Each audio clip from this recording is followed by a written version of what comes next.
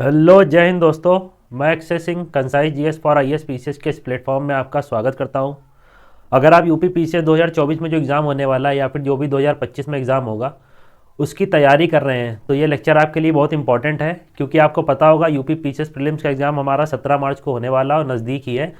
तो उस संदर्भ में क्या होता है कि जो रिवीजन के लिए जो घटना चक्र होती है हमारी, ये बहुत इंपॉर्टेंट होती है। साथ ही अगर कुछ कॉन्सेप्ट क्लियर ना हो, जो पीवाईक्यू क्वेश्चन ना लगाए हो आपने, तो सारी चीज़ें इससे कवर हो जाती हैं।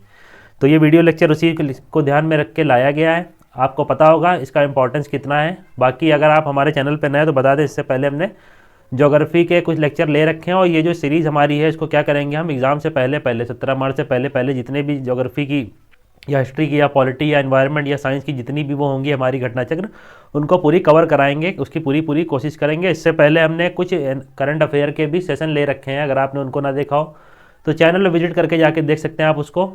तो स्टार्ट करेंगे हम आज का लेक्चर। ये मॉडर्न हिस्ट्री हम कवर करने जा रहे हैं। मॉडर्न हिस्ट्री में पहला लेक्चर हमारा कौन सा है, तो भारत में जो यूरोपियन का आगमन होता है 1498 से वास्को डिगामा से, वहाँ से लेकर हम सारी चीज़ें इसमें कवर करेंगे। इसमें कर्नाटक युद्ध से भी रिलेटेड जो क्वेश्चन बने उनको भी देखेंगे, संधि जो कौन सी हुई ये भी देखेंगे, कितने बार वास्को डिगामा आया, या फिर अंग्रेजों की जो रणनीति थी, पहली फैक्ट्री कहाँ स्थापित हुई, ये सारी चीज़ें हम इस लेक्चर में कवर करेंगे। तो लेक्चर में लास्ट तक बने रहिएगा। बाकी आपको अगर कोई तैयारी से रिलेटेड डाउट एंड क्वेरी है तो ये हमारा इंस्टाग्राम हैंडल दे रखा है साइड में पीछे, तो इस पर जाके देख लीजिएगा। कोई डाउट एंड क्वेरी हो तो पूछ लीजिए हमसे डायरेक्ट आके आप। बाकी लेक्चर की पीडीएफ के लिए एज ऑलवेज आप ये पीडीएफ, ये क्या हमारा टेलीग्राम चैनल है, यहाँ पे जाके लेक्चर की पीडीएफ ले सकते हैं। इन सब का जो लिंक होगा डिस्क्रिप्शन बॉक्स में प्रोवाइड करा दिया जाता है। और भी बहुत सारे इनिशिएटिव हमारे चैनल पर चल रहे हैं, अगर आप चैनल विजिट करिएगा तो देख सकते हैं जाके। ठीक है, तो स्टार्ट करते हैं हम आज का लेक्चर बिना समय गवाए हुए। तो स्टार्ट करते हैं आज का लेक्चर हमारा, जिसमें हम क्या देखेंगे, आधुनिक भारत का इतिहास का ये पहला लेक्चर है, जिसमें हम पढ़ेंगे कि यूरोपियन जो कंपनियां आई थी उनके आगमन के संबंध में जो भी क्वेश्चन बनते हैं तो उनको स्टार्ट करते हैं। पहला क्वेश्चन देखते हैं इसमें क्या दिया हुआ है। ये सबको पता होगा अगर जो लोग तैयारी कर रहे हैं। क्वेश्चन, वास्को डिगामा कालीकट पर कब आया, तो ये बहुत पुराना क्वेश्चन हो गया, बहुत बार पूछा भी जा चुका है। तो ऑप्शन दे रखा है 1350 AD, बी 1498 AD। AD का मतलब एनो डोमिनी होता है, मतलब आफ्टर डेथ भी होता है इशू की, तो इसी को यूज़ करते हैं एडी। और जो बिफोर क्राइस्ट या बीसीई, बिफोर क्राइस्ट ईरा उसको भी कहते हैं, बिफोर कॉमन ईरा भी होता है, तो अलग अलग नाम से भी कहते हैं। ये अलग से डिसाइड किया गया है क्या सन के संदर्भ में, तो इसको समझ लीजिएगा अलग से। तो वही आपको पता होगा इसमें राइट आंसर क्या है हमारा, 1498 AD है। वास्को डिगामा कालीकट पर कब आया, तो 1498 में आया। ये आपको पता होगा, केप ऑफ गुड होप होते हुए 1498 में ये भारत है, ये मान लीजिए ये भारत है, ठीक है। और यहाँ अफ्रीका पड़ता है, तो अफ्रीका से होते हुए यहाँ पे पहुँचता है कहाँ पे, कालीकट में। तो कालीकट पहुँचता है, जहाँ पे इनका स्वागत कौन करता है, तो जमोरिन करता है। ये चीज़ ध्यान में रखनी चाहिए आपको, स्वागत कौन करता है, जमोरिन करता है। 1498 में कालीकट पहुँचता है, और साथ ही इनको जो रास्ता बताता है वो क्या नाम है उसका, तो अब्दुल मजीद था। एक अब्दुल मजीद करके एक नाम आता है, या माजिद करके नाम आता है, बहुत अलग अलग तरह से, मतलब नाम ध्यान में रखिएगा, अब्दुल मजीद आप। तो उसी ने इनको रास्ता दिखाया था यहाँ पे भारत से आने तक का। तो अब्दुल मजीद के रास्ता दिखाने के बाद ये कालीकट पहुंचते हैं 1498 में, जहाँ इनका स्वागत कौन करता है, वहाँ का राजा जो होता है जमोरिन इनका स्वागत करता है। ये काली मिर्च यहाँ से ले जाते हैं, फिर 50 गुना मुनाफा कमाते हैं। तो इतनी चीज़ इसमें ध्यान रखिएगा। आगे देखते हैं इसमें और क्या चीज़ ध्यान रखने वाली है आपकी। तो और ध्यान में रखने वाली चीज़ मैं बता देता हूँ आपको। जैसे आपको ध्यान क्या रखना है कि ये कब आया था, पहली बार तो 1498 में आया था, दूसरी बार कब, कहीं कहीं पे 1501 लिखा मिलता है और कहीं कहीं पे 1502। तो ध्यान में रखिएगा 1502 में दोबारा ये आया था, 3 बार आया है भारत, ठीक। पहली बार तो सबको पता है 1498 में, दोबारा 1502 में, और तिबारा जब आया 1524 में। तो कोचिन जहाँ पे इसका स्वागत किया था जमोरिन ने, वही कोचिन में इसकी क्या होती है, मृत्यु हो जाती है। तो इतनी चीज़ ध्यान रखिएगा। वास्को डिगामा की मृत्यु कहाँ होती है, तो ये भी क्वेश्चन बन सकता है। भारत में हुई है, कोचिन में हुई है। तिबारा जब आता है 1524 में, तब। इतनी चीज इसमें ध्यान में रखिएगा। आगे देख लेते हैं एक्सप्लेनेशन में और क्या दिया हुआ है। मध्यकाल में सर्वप्रथम भारत से संबंध स्थापित करने वाले जो पुर्तगीज थे वो कौन थे। प्रथम पुर्तगीज जो था वास्को डिगामा था। भारत के पश्चिमी तट पर स्थित एक बंदरगाह है कालीकट, जहाँ पे 20 मई 1498 को पहुंचता है। उसने यहाँ पहुंचकर भारत के नए समुद्री मार्ग की खोज की। कालीकट के तत्कालीन जो शासक थे जमोरिन ने स्वागत किया। सब चीजें मैंने ऊपर बता दी। पुर्तगाली व्यापारियों ने भारत में कालीकट, गोवा, दमन, दीव, हुगली के बंदरगाहों में अपनी व्यापारिक कोठियां भी स्थापित की। 1505 में फ्रांसिस्को दे अल्मेडा भारत में प्रथम पुर्तगाली वायसराय आता है। तो यहाँ पे एक चीज और ध्यान रखिएगा, जो प्रथम पुर्तगाली वायसराय है वो कौन है, 1505 में आता है फ्रांसिस्को दी अल्मेडा। ध्यान में रखिएगा, प्रथम पुर्तगाली अगर वायसराय पूछे कौन है तो फ्रांसिस्को दी अल्मेडा आता है, ठीक।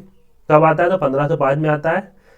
और ये किसने क्या किया, ब्लू वाटर पॉलिसी अर्थात नीले जो जल की नीति है इसी ने प्रतिपादित की। तो ब्लू वाटर पॉलिसी किसने स्थापित की भारत में, तो ये आपको ध्यान रखना चाहिए, फ्रांसिस्को डी अल्मीडा जो पुर्तगालियों का पहला गवर्नर था। कब आया, 1505 में आया। इतनी चीजें इसमें ध्यान में रखिएगा। तो आगे देखते हैं सेकंड क्वेश्चन क्या दे रखा है। तो दूसरा क्वेश्चन में दे रखा है कौन ब्लू वाटर पॉलिसी से संबंधित है। तो जैसा अभी हमने ऊपर देखा, कौन, फ्रांसिस्को डी अल्मीडा, ये ध्यान में रखिएगा। फ्रांसिस्को डी अल्मीडा के समय ही ये ब्लू वाटर पॉलिसी इसने चलाई। और कब आया था, तो 1505 में आया था और प्रथम गवर्नर था। ठीक, प्रथम पुर्तगाली गवर्नर था। इतनी चीजें इसमें ध्यान में रखिएगा। नेक्स्ट देखते हैं, नेक्स्ट क्वेश्चन तीसरा क्या है। मध्यकाल में सर्वप्रथम अगर पूछ रहा भारत से व्यापार संबंध स्थापित करने वाले कौन थे, तो आपको पता होगा अगर आप तैयारी कर रहे होंगे। सबसे पहली बार पुर्तगाली आते हैं, फिर उसके बाद कौन आते हैं, डच आते हैं, फिर अंग्रेज आते हैं, फिर फ्रांसीसी आते हैं। तो ये क्रम है, इनका क्रम भी अभी मैं आगे बताऊंगा, अच्छे से उसको याद कर लीजिएगा। क्रम से क्वेश्चन पूछ सकते हैं कि कौन सी कंपनियां कब आई या उन कंपनियों की स्थापना कब हुई, तो उस हिसाब से भी इनके क्वेश्चन बनते हैं। ठीक, आगे देखते हैं क्या, फिर वही क्वेश्चन रिपीटेड है। वास्को डी गामा भारत कब आया, तो टिक कर लीजिएगा 1498, दोबारा 1502, तिबारा 1524 में, और यही भारत में उसकी मृत्यु हो गई। ये चीज ध्यान रखिएगा, 3 बार भारत आया था, कोचीन में इसकी मृत्यु हुई है। नेक्स्ट है पुर्तगाली उपनिवेश का प्रथम वायसराय भारत में कौन हुआ। तो पुर्तगाली जो उपनिवेश है उसका प्रथम वायसराय जैसे भी हमने बताया फ्रांसिस्को डी अल्मीडा, टिक कर लीजिएगा, यही राइट आंसर है। नेक्स्ट है किसने वास्को डी गामा कालीकट में स्वागत किया। तो जैसा मैंने अभी स्टार्टिंग में ही बता दिया, जमोरिन जो था उस समय वहां का राजा, तो उसने क्या किया, वास्को डी गामा का कालीकट में स्वागत किया। नेक्स्ट कुछ, एक सेकंड, ये क्या हो गया, हाँ, नेक्स्ट कुछ मिलान के लिए दे रखा है, समुद्री यात्री उनका देश से संबंध बता रहा है। तो देख लेते हैं, वास्को डी गामा आपको पता होगा कहाँ से संबंध रखता है, तो इतने बार अभी हमने देख लिया, पुर्तगाल से। क्रिस्टोफर कोलंबस स्पेन से, ध्यान रखिएगा। कैप्टन कुक जो है हमारे ग्रेट ब्रिटेन से, और तस्मान का हॉलैंड से संबंध है। तो इस हिसाब से क्वेश्चन आंसर टिक कर लीजिएगा। तो पहले का क्या हो जाएगा, दूसरा, दूसरे का पहला, और कैप्टन कुक का चौथा ग्रेट ब्रिटेन, और तस्मान का हॉलैंड से। तो ये राइट आंसर होगा 20 में। तो यही दे रखा है इसमें, पुर्तगाली जो यात्री वास्को डी गामा ने भारत के मार्ग की खोज की। स्पेनी यात्री जो था कोलंबस निकले तो ये सब भारत की खोज करने, लेकिन कहाँ पहुंच जाते हैं, अमेरिका पहुंच जाते हैं। और ब्रिटेन के कैप्टन कुक ने ऑस्ट्रेलिया की, तथा हॉलैंड के तस्मान ने कहाँ की, वॉन डीमंस लैंड, या वर्तमान में इसका तस्मानिया नाम है, न्यूजीलैंड की खोज की। तो इतनी चीज ध्यान रखिएगा। वास्तविक संस्थापक पूछ रहा है नेक्स्ट क्वेश्चन में कि भारत में पुर्तगाली शक्ति का वास्तविक संस्थापक पूछ रहा है। तो वास्तविक संस्थापक यहाँ पे ध्यान रखिएगा कौन है, अल्बुकर्क है वास्तविक संस्थापक, क्योंकि इसने कई नीतियां चलाई। पहली बात ध्यान रखिएगा, 1510 में इसने क्या किया, गोवा जीता इसने यूसुफ आदिल शाही से। दूसरा, इसने मैट्रिमोनियल अलायंस के द्वारा क्या कि शादी करके यहाँ पे, मतलब महिलाओं के साथ शादी करके पुर्तगाली पुरुष क्या करेंगे, यहाँ प्रोत्साहित किया उनको। तो ये सब चीजें आगे दे रखी, देख लेते हैं। तो भारत में पुर्तगाली शक्ति का वास्तविक संस्थापक अल्बुकर्क था। इसका टेन्योर क्या था, पहली बात तो ये एक और चीज ध्यान रखिएगा, दूसरा क्या, ये पहली बात ध्यान रखिएगा क्या, ये दूसरा हमारा ये था, पहला कौन था, तो पहला जो आया पुर्तगाली गवर्नर वो था हमारा फ्रांसिस्को डी अल्मीडा, ये दूसरा गवर्नर था। ठीक है, अल्बुकर्क। इसने भारत में प्रादेशिक शक्ति के रूप में पुर्तगाली राज्य की स्थापना की। 1510 में बीजापुर के आदिल शाह सुल्तान से गोवा को जीतना अल्बुकर्क की पहली महत्वपूर्ण उपलब्धि थी। इसने क्या किया, गोवा की विजय ने दक्षिण पश्चिम समुद्र तट पर पुर्तगाली जो नौसैनिक है उनके प्रभुत्व पर मोहर लगा दी। इसके साथ ही भारत में क्षेत्रीय पुर्तगाली राज्य की स्थापना हुई। साथ ही अल्बुकर्क ने क्या किया, पुर्तगालियों की संख्या में वृद्धि करने और स्थायी बस्तियां बसाने के उद्देश्य से पुर्तगालियों को भारतीय महिलाओं के साथ विवाह करने के लिए प्रोत्साहित भी किया। तो ये ध्यान रखिएगा, ये क्वेश्चन कभी पूछ ले, कौन संस्थापक था, वास्तविक संस्थापक अगर आपसे पूछ ले तो अल्बुकर्क था, किसके, पुर्तगाली शक्ति का। नेक्स्ट देखते हैं, नेक्स्ट क्या है क्वेश्चन 9 नंबर का। भारत में यूरोपीय शक्ति के प्रवेश के संदर्भ में निम्नलिखित में से कौन सा कथन सही नहीं है। जो कौन सा कथन सही नहीं है ये बताना मैं। तो अभी हमने यहाँ पे बता ही दिया, यहाँ टिक कर लीजिएगा। 1510 में गोवा जीता किससे, यूसुफ आदिल शाह से। किसने जीता, तो अल्बुकर्क ने जीता। तो ये हमारा गलत हो गया, बाकी तीनों के तीनों सही है। कि ध्यान पढ़ लीजिए इसको फिर से, कि अंग्रेजों ने अपना पहला कारखाना दक्षिण भारत में कहा, मछलीपट्टनम में खोला। पूर्वी भारत में अंग्रेजी कंपनी ने 1633 में उड़ीसा में पहला कारखाना लगाया, और डुप्ले के नेतृत्व में फ्रांसीसियों ने 1746 में मद्रास पर कब्जा किया। 1746 से 48 आपको पता होगा, ध्यान रखिएगा, एंग्लो कर्नाटक जो हमारा आंग्लो फ्रांसीसी युद्ध चल रहा था, जिसको कर्नाटक वार भी कहते हैं। तो ये 1746 से 48 के बीच यही युद्ध चल रहा था। उसी में यू डुप्ले ने क्या करता है कि मद्रास पर कब्जा कर लेता है। तो ये भी कथन सही है हमारा। अंग्रेजी कंपनी ने 1633 में उड़ीसा में पहला कारखाना लगाया, ये भी सही है, ये भी ध्यान रखिएगा। बेसिकली ये जो क्वेश्चन बना था बस यही पूछना चाह रहा था कि पुर्तगालियों ने गोवा पर कब्जा कब किया था। तो यही केवल इस क्वेश्चन का डिमांड थी। नेक्स्ट है 10वां क्वेश्चन, पुर्तगालियों ने भारत में निम्नलिखित में किस स्थान पर प्रथम दुर्ग का निर्माण कराया? प्रथम दुर्ग का निर्माण कहाँ कराया? तो कोचीन ने। पुर्तगालियों ने प्रथम दुर्ग का निर्माण कहाँ कराया? तो सर्वप्रथम कोचीन में कराया। ठीक, तो देख लेते हैं एक्सप्लेनेशन में क्या दिया है। पुर्तगालियों ने भारत में प्रथम दुर्ग का निर्माण, अल्फांसो दी अल्बुकर्क जो इसका वास्तविक संस्थापक है पुर्तगाली शक्ति का, इस समय लेकिन ये गवर्नर नहीं था जब इसने क्या किया, स्थापना कराई दुर्ग की, प्रथम दुर्ग की। तो उस समय अल्फांसो दी अल्बुकर्क जो था वो क्या गवर्नर नहीं था, लेकिन इसने 1503 में कोचीन में इसका निर्माण कराया प्रथम दुर्ग का। तो इतनी चीज इसमें ध्यान में रखिएगा। नेक्स्ट क्वेश्चन में बढ़ते हैं। नेक्स्ट देखते हैं कौन सा क्वेश्चन है हमारा। नेक्स्ट है कि किन यूरोपियों ने भारत में प्रथमतः सामुद्रिक व्यापारिक केंद्र स्थापित किए? तो पहले कौन से ऐसे यूरोपीय थे जिन्होंने प्रथम बार सामुद्रिक व्यापारिक केंद्र स्थापित किए भारत में? तो पता होगा जो पहले आएंगे वही पहले क्या करेंगे, समुद्रिक व्यापारिक केंद्र स्थापित करेंगे। तो पुर्तगाली सबसे पहले यूरोपीय थे जो भारत में आए थे समुद्री मार्ग के रास्ते से। तो इन्होंने क्या किया, सामुद्रिक व्यापारिक केंद्र स्थापित किए सर्वप्रथम भारत में। तो इतनी चीज ध्यान रखिएगा। एक्सप्लेनेशन में देख लेते हैं क्या दिया हुआ है। यूरोपीय शक्तियों में सर्वप्रथम पुर्तगाली व्यापारियों ने भारत में सामुद्रिक व्यापारिक केंद्र स्थापित किए हैं। भारत में प्रथम पुर्तगाली वायसराय जो फ्रांसिस्को दी अल्मीडा था उसने 1509 में द्वीप पर अधिकार किया। तो यहाँ पे ध्यान रखिएगा ये द्वीप कौन से पुर्तगाली गवर्नर ने अधिकार किया? तो फ्रांसिस्को दी अल्मीडा ने जो प्रथम गवर्नर था। और द्वीप पर अधिकार के साथ ही पुर्तगाली हिंद महासागर में सबसे अधिक शक्तिशाली हो गए। पुर्तगालियों ने हिंद महासागर से होने वाले व्यापार पर एकाधिपत्य या मोनोपोली स्थापित कर ली तथा यहाँ से गुजरने वाले जहाजों से कर वसूली स्टार्ट कर दी। तो कार्टेज सिस्टम इन लोग ने चलाना स्टार्ट कर दिया। जो भी निकलते थे वहां से उनसे कर वसूली जबरदस्ती ली जाती थी। आगे देखते हैं। नेक्स्ट क्वेश्चन हमारा 12वें नंबर का क्वेश्चन क्या है, बंगाल की निम्नलिखित फैक्ट्रियों में से जो एक पुर्तगालियों द्वारा स्थापित की गई थी कौन सी? तो पुर्तगालियों द्वारा जो बंगाल में फैक्ट्री स्थापित की गई थी वो पूछ रहा, ऑप्शन ए दिया बांदेल, बी चिंसुरा, सी हुगली है, डी श्रीरामपुर। तो राइट आंसर हुगली है, ये टिक कर लीजिएगा। बंगाल में अगर पूछे क्या, वैसे तो पुर्तगालियों ने कहाँ पर स्थापित की? तो मछलीपट्टनम में। लेकिन एक सेकंड, जो वैसे पुर्तगालियों ने सर्वप्रथम स्थापित कहाँ की फैक्ट्री अपनी? तो वैसे तो सर्वप्रथम इन्होंने पुर्तगालियों ने कहाँ पे फैक्ट्री स्थापित की थी? तो कालीकट में की थी। लेकिन जो यहाँ पूछ रहा है बंगाल में, अगर आपसे स्पेसिफिक पूछ ले बंगाल में पुर्तगालियों की पहली फैक्ट्री कौन सी थी, तो हुगली थी। यहाँ पे टिक कर लीजिएगा, ठीक है। हुगली, अगर बंगाल में स्पेसिफिक पूछ ले पुर्तगालियों की पहली फैक्ट्री कौन सी थी, तो हुगली में थी। नेक्स्ट क्वेश्चन में बढ़ते हैं, देख लेते हैं एक्सप्लेनेशन में क्या दिया हुआ है। पुर्तगाली गवर्नर नीनो डी कूना 1529 से 30 तक इनका कार्यकाल रहा था, ने मद्रास के निकट सेंट थोमे और बंगाल में हुगली में पुर्तगाली बस्ती स्थापित की।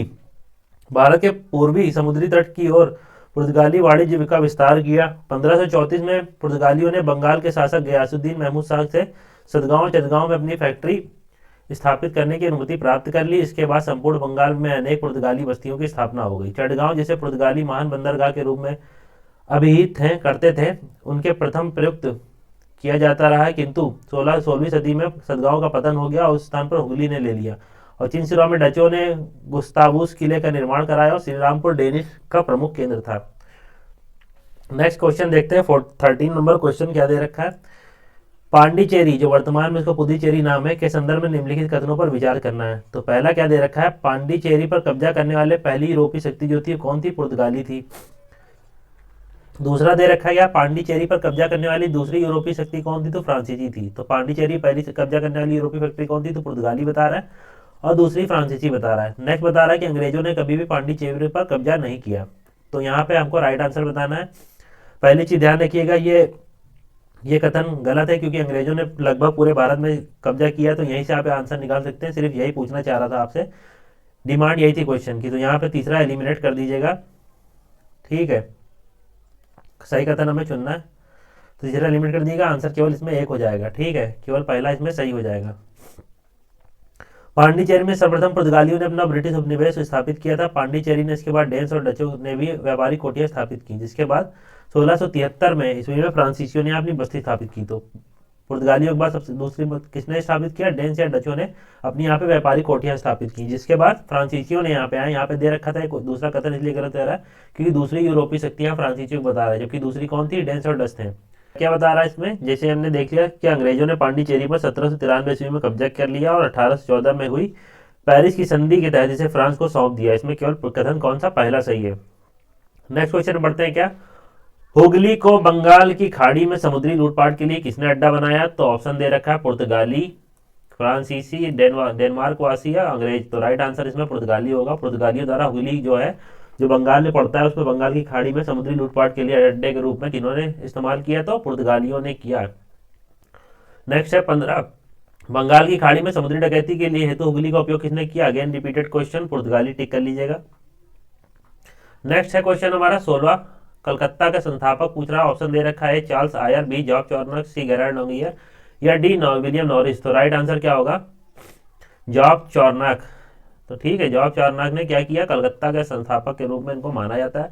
देख लेते हैं एक्सप्लेनेशन में क्या दे रखा है। कासिम बाजार की फैक्ट्री के प्रमुख जो थे कौन? जॉब चॉर्नक थे। तो कहाँ की फैक्ट्री के प्रमुख थे? तो कासिम बाजार की।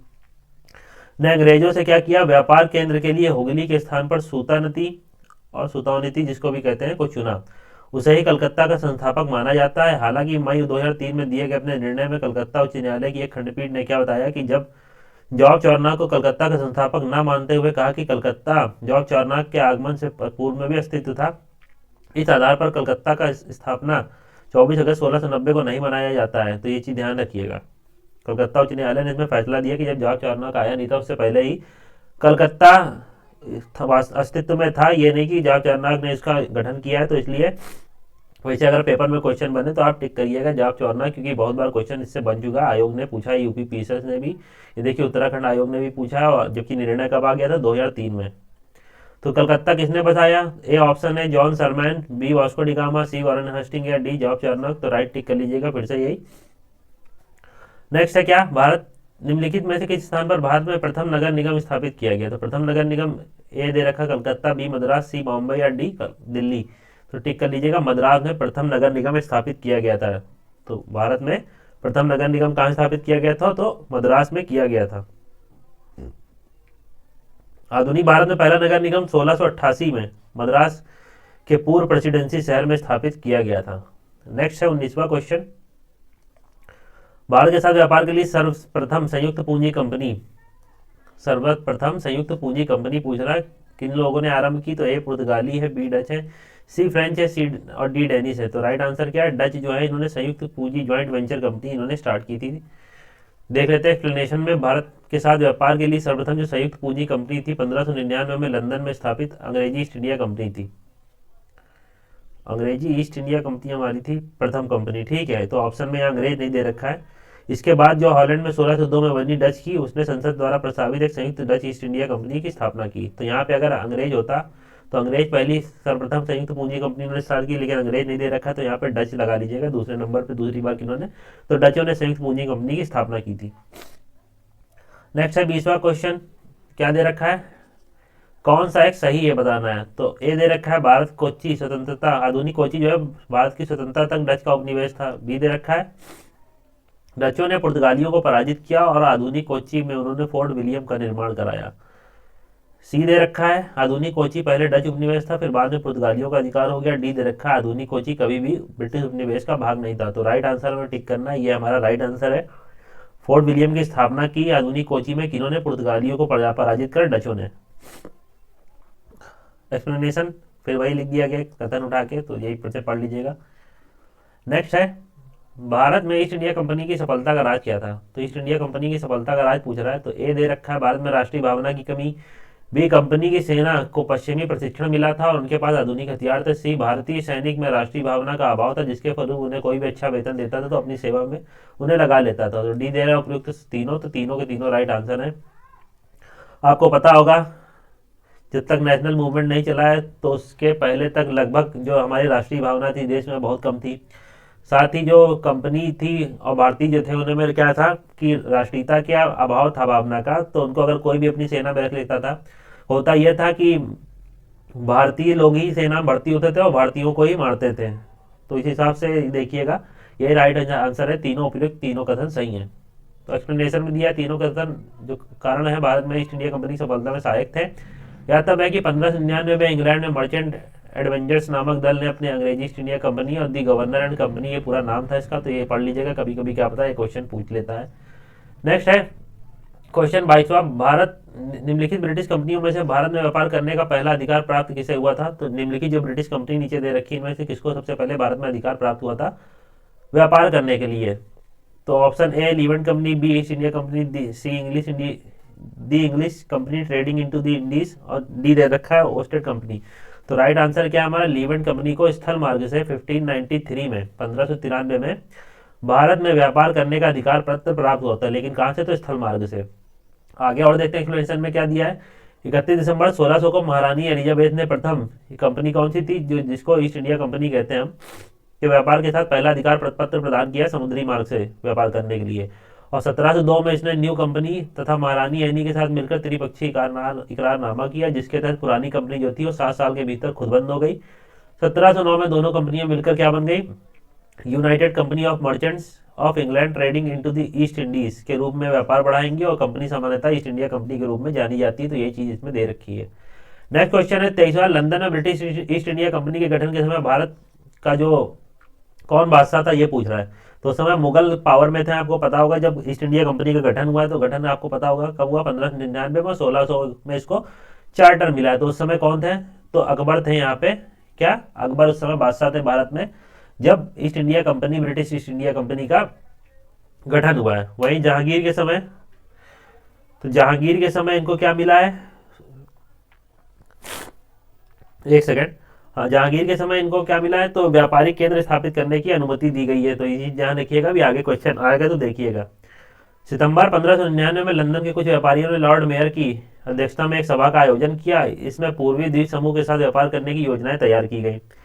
इन व्यापारियों के ने पूर्व के साथ देश के साथ व्यापार करने के आशय से 1599 में कंपनी का गठन किया, और कंपनी का नाम क्या रखा, governor and company of merchants of London trading into the East Indies. और अकबर कब से कब तक रहा, तो 1556 में, आपको पता होगा, जब कौन सा दूसरा पानीपत का युद्ध होता है, उसके बाद से 1605 तक का अकबर क्या रहा, पावर में रहा। तो उसी समय जब इसका गठन हुआ 1599 में, तो कौन सी कंपनी, उस समय कौन था भारत का मुगल शासक, तो अकबर था। तो यही चीज ध्यान रखिएगा। नेक्स्ट है क्या, किस मुगल सम्राट के काल में इंग्लिश ईस्ट इंडिया कंपनी को भारत में सर्वप्रथम कारखाना स्थापित करने की अनुमति मिली। तो ए दे रखा अकबर, बी जहांगीर, सी शाहजहां और डी औरंगजेब। तो राइट आंसर आपको पता होगा, जहांगीर के शासनकाल में जो इंग्लिश ईस्ट इंडिया कंपनी थी, उसको क्या किया गया, सर्वप्रथम कारखाना स्थापित करने का अनुमति दी गई। तो जहांगीर के शासनकाल में इंग्लिश ईस्ट इंडिया कंपनी ने सर्वप्रथम 1611 में मसूलीपट्टनम अथवा मछलीपट्टनम में एक अस्थायी कारखाना स्थापित किया। तो यहाँ पे एक चीज ध्यान रखिएगा, स्थायी और अस्थायी कारखाने से क्वेश्चन कभी कभी बन जाते हैं। यहाँ पे ध्यान रखिएगा, प्रथम अस्थायी कारखाना था अंग्रेजों का, कहाँ पे, मसूलीपट्टनम अथवा मछलीपट्टनम जिसको कहते हैं। तो प्रथम अस्थायी कारखाना भी क्वेश्चन कभी बने, तो 1611 में इन्होंने स्थापित किया था, कहाँ पे, तो मछलीपट्टनम में, मसूलीपट्टनम में। और जो स्थायी कारखाना था वो 1613 में इन्होंने स्थापित किया, तो कहाँ पे, सूरत में। ध्यान रखिएगा, ध्यान रखिएगा, स्थायी कारखाना पहली बात कहाँ पे था, तो सूरत में था। और जो अस्थायी कारखाना था वो ध्यान रखिएगा मछलीपट्टनम या मसूलीपट्टनम में था। ठीक, ये जरूर ध्यान रखिएगा, क्वेश्चन बनता है इसमें। नेक्स्ट है क्या, 25वां क्वेश्चन, भारत में 1613 में अंग्रेजों ने अपनी पहली फैक्ट्री कहाँ स्थापित की, तो पहली फैक्ट्री पूछ रहा है। तो राइट आंसर क्या है, सूरत। यहाँ पे मसूलीपट्टनम नहीं दिया है, तो पहली अगर यहाँ स्थायी नहीं लिखा है और अपनी पहली फैक्ट्री पूछ रहे तो सूरत टिक करिएगा। अगर पहले अस्थायी फैक्ट्री क्वेश्चन बन जाता है स्पेसिफिक, तो टिक करिएगा मछलीपट्टनम। एक्सप्लेनेशन में देख लेते हैं क्या दे रखा है। कैप्टन विलियम हॉकिंस सूरत से मुगल दरबार 1608 ईस्वी में पहुंचा। सूरत से मुगल दरबार कब पहुंचा, 1608 में पहुंचा, किंतु सूरत में फैक्ट्री की स्थापना की अनुमति पाने में सफल नहीं रहा। 1611 में पुर्तगालियों के विरोध के बावजूद कैप्टन जो मिडल्टन था, किसने, कैप्टन मिडल्टन जो था, उसने सूरत के समीप स्वाली पहुंचा और मुगल गवर्नर से वहां पे व्यापार करने की अनुमति पाने में सफल हो गया। तो किसको अनुमति मिली थी, कैप्टन मिडल्टन को। ये ध्यान में रखिएगा, कैप्टन मिडल्टन का नाम ध्यान रखिएगा। इसी को अनुमति मिली थी कब, तो 1611 में एक अस्थायी फैक्ट्री स्थापित करने की अनुमति मिल गई इसको। और कैप्टन थॉमस बेस्ट द्वारा सूरत के बंदरगाह की विजय ने पुर्तगाली एकाधिकार की निरंतरता को भंग कर दिया। और तदुपरांत क्या हुआ, अंग्रेजों ने सूरत पे 1613 में स्थायी रूप से एक फैक्ट्री स्थापित की। अंग्रेजों ने यहाँ अपने व्यापार को अपने देश के दूसरे भागों में फैलाया और शीघ्र ही अहमदाबाद, बुरहानपुर, अजमेर, आगरा में सहयोगी फैक्ट्रियां भी स्थापित कर ली इन्होंने। नेक्स्ट क्वेश्चन है 17वीं इंग्लिश ईस्ट इंडिया कंपनी का कारखाना स्थित है। तो 17वीं शताब्दी में इंग्लिश ईस्ट इंडिया कंपनी के कारखाने पूछ रहा कहाँ स्थित है। तो क्वेश्चन में देखिए दे रखा है, ए भरूच दे रखा है, दूसरा कथन दे रखा है चिकागोल और सी तिरुचिरापल्ली। तो राइट आंसर इसमें क्या है, केवल कहाँ पे, 17वीं शताब्दी में, तो भरूच में ईस्ट इंडिया कंपनी के कारखाने थे। 17वीं शताब्दी के पहले चतुर्थांश 1625 के आसपास EIC के जो कंपनी थी उसने सूरत, भरूच और बुरहानपुर, अहमदाबाद आगरा में कारखाने स्थापित कर लिए थे।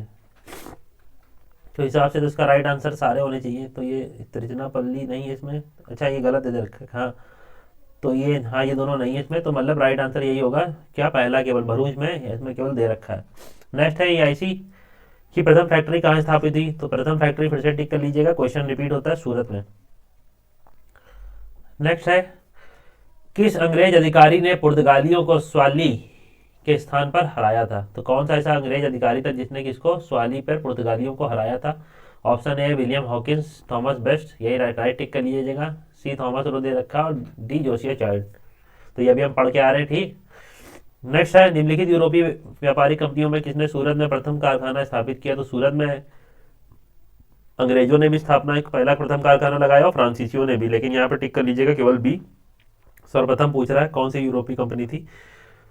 तो यूरोपीय व्यापारिक कंपनियों में ब्रिटिश ईस्ट इंडिया कंपनी ने सर्वप्रथम सूरत में फैक्ट्री स्थापित की। 1613 में जहांगीर ने अंग्रेजों को सूरत में स्थायी कारखाना स्थापित करने की अनुमति दी। तो अनुमति किसके द्वारा मिली थी, जहांगीर। हम क्वेश्चन अभी करके आ रहे हैं, ठीक है। सूरत में डचों द्वारा फैक्ट्री 1616 में, जबकि फ्रांसीसी द्वारा 1668 में स्थापित की गई। उल्लेखनीय कि ईआईसी ईस्ट इंडिया कंपनी ने सर्वप्रथम 1611 में मसूलीपट्टनम में अपना स्थापित कारखाना किया था, लेकिन जो अस्थायी था, और स्थायी कारखाना 1613 में सूरत में ही इन्होंने स्थापित किया, और फ्रांसीसियों ने भी प्रथम कारखाना जो 1668 में सूरत में ही स्थापित किया। तो ये चीज़ ध्यान में रखिएगा, आंसर ठीक ठीक क्या करना है, अंग्रेज। अगर अंग्रेज ना दिया होता तो यहाँ फ्रांसीसी टिक कर सकते थे आप, क्योंकि फ्रांसीसियों ने भी प्रथम अपना स्थायी कारखाना कहाँ पे खोला, तो सूरत में ही खोला था। नेक्स्ट है वर्ष 1613 में अंग्रेजी ईस्ट इंडिया कंपनी को कहाँ एक कारखाना स्थापित करने की अनुमति मिली। तो अंग्रेजी ईस्ट इंडिया कंपनी को अभी हम ऊपर पढ़ के आ रहे हैं, सूरत में किसके द्वारा, तो शाहजहां द्वारा, ठीक, शाहजहां द्वारा इसको मिला क्या, कारखाना स्थापित करने की अनुमति, सॉरी शाहजहां कह रहा हूँ, जहांगीर द्वारा इसको क्या मिला, कारखाना स्थापित करने की अनुमति मिली। तो इतनी चीज ध्यान रखिएगा। नेक्स्ट है क्या, 31वां number question, East India company को प्रारंभिक दौर में वेस्टर्न प्रेसिडेंसी, तो प्रारंभिक तौर पर वेस्टर्न प्रेसिडेंसी कहाँ थी, किसकी, ईआईसी की। तो ऑप्शन दे रखा है सूरत, बी सतारा, सी बॉम्बे या डी पणजी। तो सूरत इनकी पहली क्या वेस्टर्न प्रेसिडेंसी थी। तो ये चीज ध्यान में रखिएगा, ईस्ट इंडिया कंपनी की प्रारंभिक दौर में वेस्टर्न प्रेसिडेंसी कहाँ थी। तो ये अगर आपसे क्वेश्चन पूछे तो इस पर टिक करिएगा सूरत। नेक्स्ट क्वेश्चन क्या हमारा, एक्सप्लेनेशन देख लेते हैं, चेस्ट में फिर से वही लिख दिया गया। ईस्ट इंडिया कंपनी ने आरंभ में सूरत को प्रेसिडेंसी बनाया और बाद में किसको, बॉम्बे स्थानांतरित कर दिया। तो ईस्ट इंडिया कंपनी ने सबसे पहले किसको बनाया, सूरत को बनाया, उसके बाद इसको स्थानांतरित कहाँ कर दिया, तो बॉम्बे में प्रेसिडेंसी को अपनी स्थानांतरित कर दिया। नेक्स्ट है 32वां question, British East India company ने बम्बई किससे लिया। तो ब्रिटिश ईस्ट इंडिया कंपनी ने बम्बई, आपको पता होगा कैथरीन की शादी हुई थी ब्रिटेन के उससे, कैथरीन कहाँ की थी, तो पुर्तगाली थी। तो पुर्तगालियों से बम्बई लिया 10 पाउंड के एवज में, कितने, 10 पाउंड के एवज में किसने दिया, ईस्ट इंडिया कंपनी को। तो वहाँ के जो ब्रिटेन के हमारे कौन थे, सम्राट थे चार्ल्स द्वितीय, उन्होंने क्या किया, ब्रिटिश ईस्ट इंडिया कंपनी को 10 पाउंड पे रेंट पे दे दिया मुंबई, और इनको मिला किससे था, तो पुर्तगालियों से मिला था। पुर्तगालियों की जो राजकुमारी कैथरीन थी, उनसे शादी हुई थी चार्ल्स द्वितीय की, तो उसी उपलक्ष्य में इनको क्या दिया गया, दहेज में एक तरह से दिया गया था। नेक्स्ट है क्या, यहाँ पे ये ध्यान रख लीजिएगा, 1668 में दिया गया था, 1668 में दिया गया है बम्बई किसको, तो ईस्ट इंडिया कंपनी को 10 पाउंड किराए पे, किसके द्वारा, तो चार्ल्स द्वितीय द्वारा, सम्राट जो चार्ल्स द्वितीय है उनके द्वारा, ठीक है। नेक्स्ट, किस वर्ष प्रयागराज के किले पर अंग्रेजों का अधिकार स्थापित हुआ था। तो कौन से वर्ष में पूछ रहा, प्रयागराज का जो किला है वहां पे अंग्रेजों का क्या हुआ था, अधिकार स्थापित हुआ था। तो ए दे रखा है 1790, बी 1792, सी 1796, डी 97। तो राइट आंसर 1797 में। अवध के जो नवाब थे कौन, सादत अली खां, उन्होंने 1797 में प्रयागराज का किला जो था अंग्रेजों को सौंप दिया था। तो प्रयागराज का किला अंग्रेजों को किसने सौंपा था, तो सादत अली ने सौंपा था। नवाब सादत अली जो थे 1797 में इन्होंने अंग्रेजों को सौंप दिया था, ठीक। नेक्स्ट क्वेश्चन देखते हैं, ईआईसी ईस्ट इंडिया कंपनी के किस अंग्रेजी गवर्नर को अंग्रेज औरंगजेब द्वारा भारत से निष्कासित कर दिया गया था। तो किस अंग्रेज गवर्नर को औरंगजेब द्वारा निष्कासित कर दिया गया था।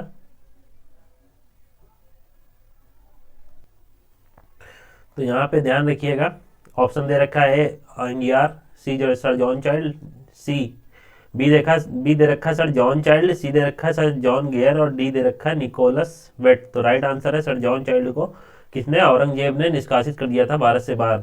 दे रखा है एक्सप्लेनेशन में, बम्बई में के अंग्रेज गवर्नर थे कौन? तो सर जॉन चाइल्ड थे बम्बई के गवर्नर, पहली चीज ये ध्यान रखिएगा। और 1688 में बम्बई और पश्चिमी समुद्री तट में के मुगल बंदरगाहों को घेरा डाला और मक्का जाने वाले हज यात्रियों को बंदी बनाने का प्रयास किया। किसने?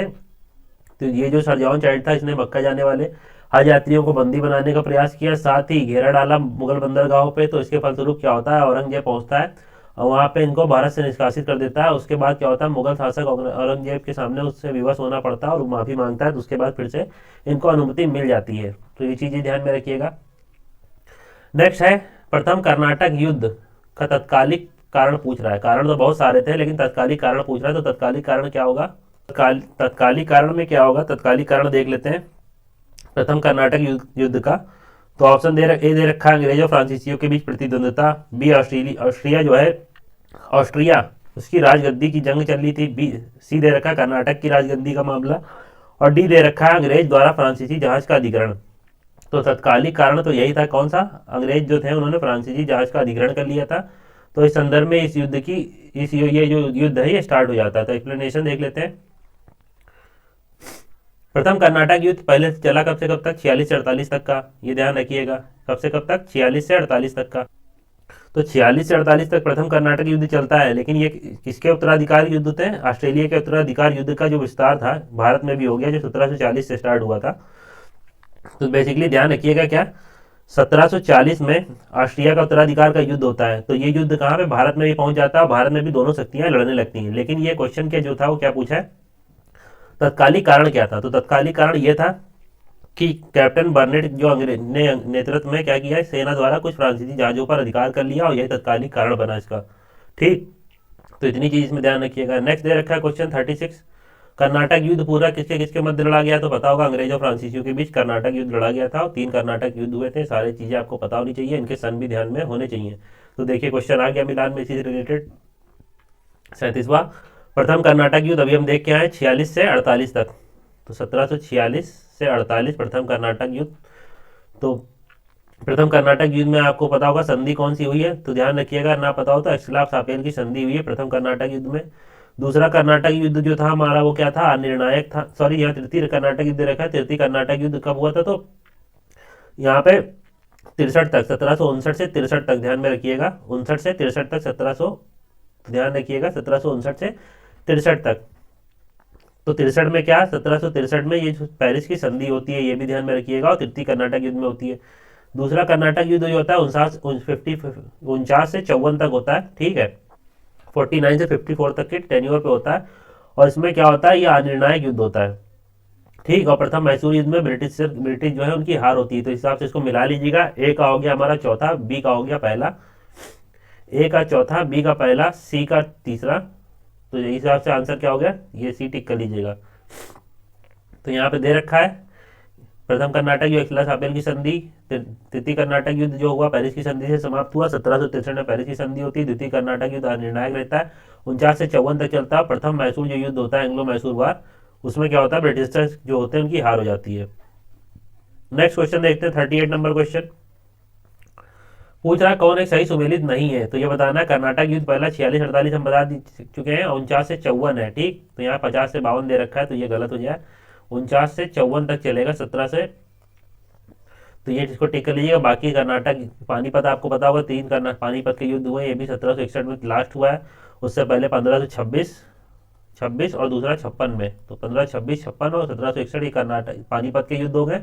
कर्नाटक युद्ध 3 हुए थे, 58 से 63 तक तीसरा हुआ है, दूसरा 59 से 54। तो ये टिक कर लीजिएगा, यही इसमें गलत दे रखा है, सही सुमेलित नहीं है। ये पूछा था क्वेश्चन में, इस ध्यान रखिएगा, मिलान के लिए बहुत क्वेश्चन आते हैं।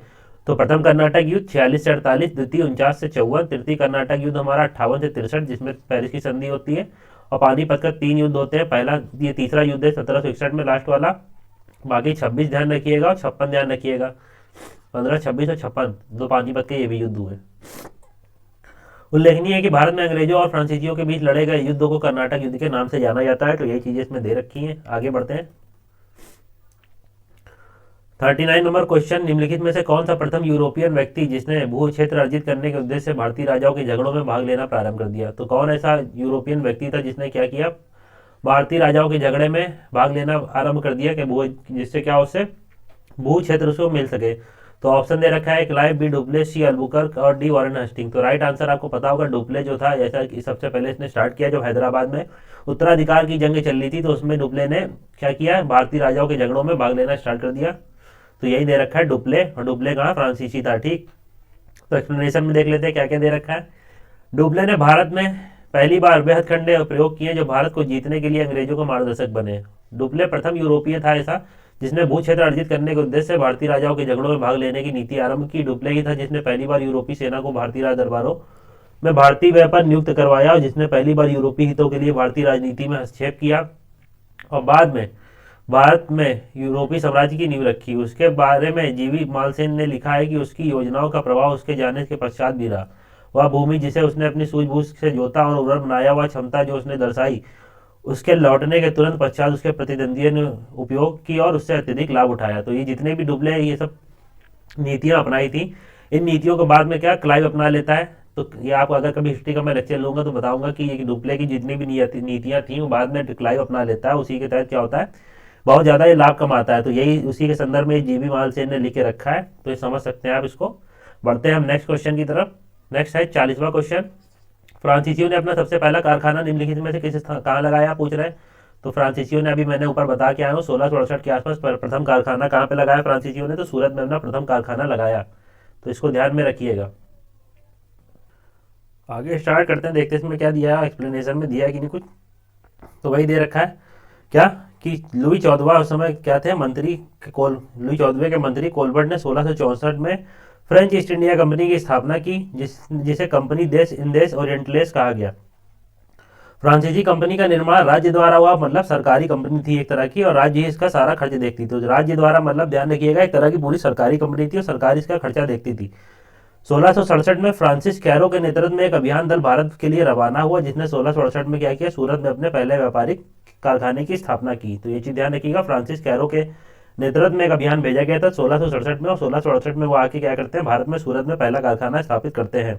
और स्थापना किसने कराई, तो लुई 14वें के मंत्री थे कोलबर्ट, उन्होंने स्थापना कराई थी। नेक्स्ट है 43 नंबर क्वेश्चन, क्या है, निम्नलिखित में कौन सा कारखाना डचों ने स्थापित किया। तो डचों ने कौन सा कारखाना स्थापित किया ये पूछ रहा है। तो चिंसुरा और हुगली दोनों डचों ने स्थापित किया कारखाने यहाँ पे बंगाल में। तो बंगाल में निम्नलिखित में से कौन सा कारखाना डचों ने स्थापित किया, तो चिंसुरा में भी किया और हुगली में भी किया। तो इस हिसाब से बी और सी आंसर इसमें दे रखा है, तो आयोग ने कोई एक ही आंसर माना होगा। तो देख लेते हैं एक्सप्लेनेशन में। डचों की बंगाल में पहली कंपनी कहाँ, तो पीपली में 1627 में स्थापित हुई। तो बंगाल में डचों ने पहली कंपनी कहाँ पे स्थापित की, तो पीपली में स्थापित की 1627 में।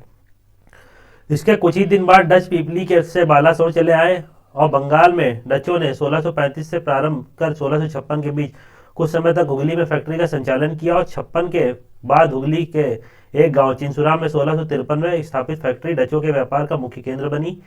स्पष्ट है कि दिए गए विकल्पों में डचों का कारखाना चिंसुरा हुगली के ग्राम के साथ साथ हुगली मुख्यालय में भी था। तो 17वीं शताब्दी के समाप्त होते तक डच कंपनियां कासिम बाजार, पटना, ढाका, मालदा, बालासोर, बारंगोर, जुगादिया, फतवा आदि स्थानों पर भी इन्होंने क्या फैक्ट्रियां स्थापित कर दी थी। नेक्स्ट है 44 number question, Dutch east India company ने किस वर्ष अपनी फैक्ट्री पटना में स्थापित की। तो ऑप्शन दे रखा है 1601। देखिए एलिमिनेट करना हो तो यहीं से कर लीजिएगा, 16 से 1 तो ऐसे एलिमिनेट हो जाएगा आपका, क्योंकि कंपनी की स्थापना ही नहीं हुई उस समय तक। कंपनी 1667 में तो भारत में ही आती है, तो इसको भी एलिमिनेट कर सकते हैं, इसको भी एलिमिनेट कर सकते हैं आप। एक सेकेंड तो इसमें क्या है, डच ईस्ट इंडिया कंपनी, हम फ्रांसीसी बताने लगे थे, सॉरी, हाँ ये तो इसमें एलिमिनेट कर लीजिएगा। राइट आंसर इसमें कौन सा है, बी 1632। एक्सप्लेनेशन देख सकते हैं। तो बंगाल की समृद्ध व्यापार की तरफ आकर्षित हो डचों ने 1615 से 29 में असफल प्रयास किया, यद्यपि बंगाल में व्यापार का सुअवसर उन्हें 1632 में प्राप्त हुआ। 1632 में ही सर्वप्रथम इन्होंने क्या किया, पटना में डच ईस्ट इंडिया कंपनी का कारखाना स्थापित किया। यद्यपि पटना में डच फैक्ट्री की स्थापना 1632 में से संबंधित कोई प्रामाणिक स्रोत नहीं मिलता है, लेकिन इतिहासकार जो ओम प्रकाश है उन्होंने 1638 में पटना में डच फैक्ट्री की स्थापना के संदर्भ में तथ्य प्रस्तुत करते हैं और बताते हैं कि आर्थिक तंगी के कारण उसी वर्ष ये फैक्ट्री बंद भी हो गई थी। तो नेक्स्ट क्वेश्चन देखते हैं। नेक्स्ट हमारा कोई 45 नंबर क्वेश्चन। तो ये सब हमने देखा नहीं क्या, अभी फ्रांसीसी ईस्ट इंडिया कंपनी की स्थापना, ये क्वेश्चन स्किप हो गया क्या, चलिए फिर से लगा लेते हैं। क्या फ्रांसीसी ईस्ट इंडिया कंपनी की स्थापना कब हुई, तो लुई 14वां, ध्यान रखिएगा, लुई 14 के समय हुई। आगे क्या दे रखा है, निम्नलिखित में से किसे भारत में फ्रांसीसी कंपनी का संस्थापक माना जाता है? तो किसे? कोलबर्ट, जो किसका? लुई 14वें का मंत्री था। ये भी देख लीजिएगा, एक्सप्लेनेशन में बता चुका हूँ मैं सारी।